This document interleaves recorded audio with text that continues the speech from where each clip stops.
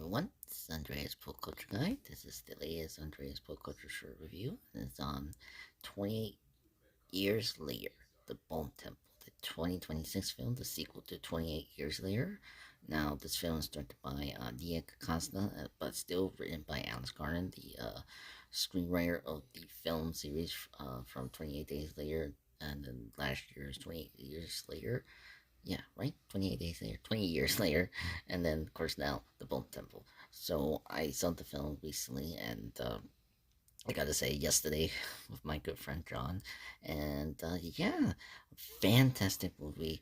Highly recommend everyone to watch this. It's one of the best 2026 films so far, which is crazy. I mean, January is the kind of cinema's nickname, movie dump, where they just dump a lot of horrible movies in January. But 28 years later, The Bone Temple is one of the best films, one of the best horror films of 2026, starring this year, which is great. I'm a big fan of the series, as you guys know. You see my content of the 28 Days franchise. Love the series. I love 28 Years Later. Last year, it was in my top 10 2025 ranking list.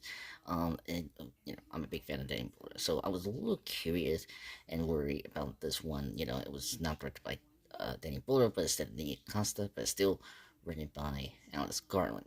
And I got to say, I think this is my second favorite of the film series after the first original one, 28 Days Later, the 2002 film. Because this film, if you guys didn't like 28 Years Later because of its, like, unfocusedness, this film is very focused. We got two major storylines, which focus on Dr. Ian Carson from the first 28 Years Later, played by Ralph Fiennes, and of course the villains, the Jimmies, of course, led by Jimmy Christopher, played by Jack O'Connor from Sinners.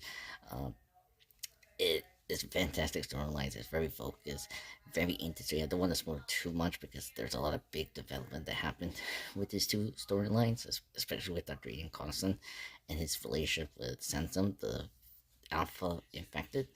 But yeah, really fantastic movie. Really love it. The storylines merges together, which is great. Everything about it is so cinematic, but very intimate, which is really great. The only nitpick is just Spike, the main character from the last movie, doesn't get much to do, but he's there, which is fine. But yeah, highly recommended. Please, we need more 28 films. And stay tuned to the finale because there was a big cameo towards the end. So yeah, I give this a 9.5 out of 10. Hit that subscribe button and hit that like button. Ciao.